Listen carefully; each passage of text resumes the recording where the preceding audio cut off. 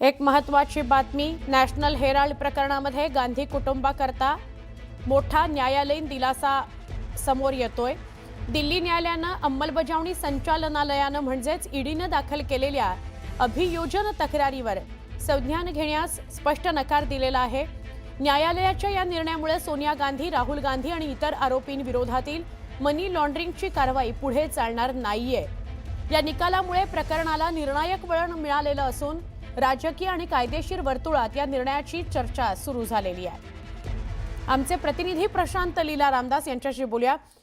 प्रशांत, काय सांगाल या झालेल्या निर्णयाविषयी आणि त्याचे उमटलेले किंवा उमटणार असलेले पडसाद? अतिशय महत्त्वाचा सुवर्ण, अतिशय महत्त्वाचा निर्णय झालेला आहे।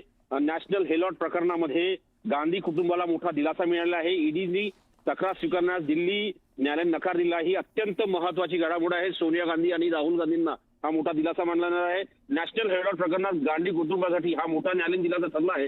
दिल्ली न्यायालयाच्या अंमलबजावणी संचालनाने म्हणजे ईडीने दाखल केलेल्या अभियोजन तक्रारीवर म्हणजे FIR वरती त्याच्या आधारावरती गुन्हा दाखल करण्यास स्पष्ट नकार दिला। त्यांनी म्हटलंय की न्यायालयाच्या निर्णयामुळे सोनिया गांधी, राहुल गांधी आणि इतर आरोपी विरोधात मनी लॉन्ड्रिंगची कारवाई पुढे चालणार नाही असंही त्यांनी स्पष्ट केलंय।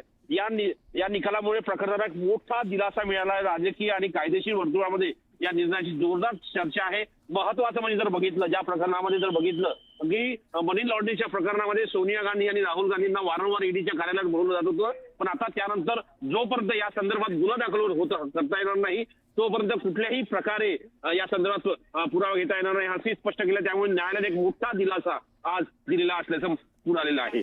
बरोबर, धन्यवाद माहिती दिल्याबद्दल प्रशांत। पुढच्या बातमीकडे वळूया। फलटणमध्ये माझ्या कार्यकर्त्यांना आणि भगिनींना त्रास झाला तर काळा कोट घालून मी कोर्टात उभं राहीन असा इशारा रामराजे नाईक निंबाळकर यांनी विरोधकांना दिलाय। तर डोक्यावर परिणाम झाल्यानंतर काही माणसं अशी विधानं करत असतात असं प्रत्युत्तर भाजपचे माजी खासदार रणजित नाईक निंबाळकर यांनी दिलेलं आहे।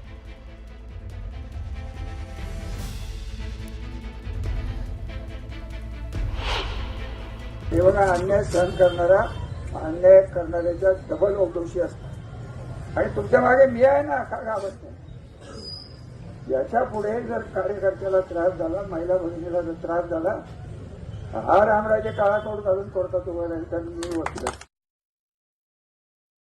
सर्वाधिक मतदान हे भारतीय जनता पार्टीला लोकसभेला झालेलं आहे। नगराध्यक्षाचा उमेदवार हा भारतीय जनता पार्टीच्या चिन्हावर निवडून येणार आहे।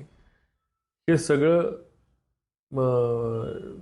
डोक्यावर एक विशिष्ट प्रकारचा पडदा बांधल्यानंतर किंवा परिणाम झाल्यानंतर अशा प्रकारचे वक्तव्य काही माणसं करतात। त्यांना आज जनता त्यांची जागा येत्या निवडणुकीला दाखवल्याशिवाय राहणार नाही।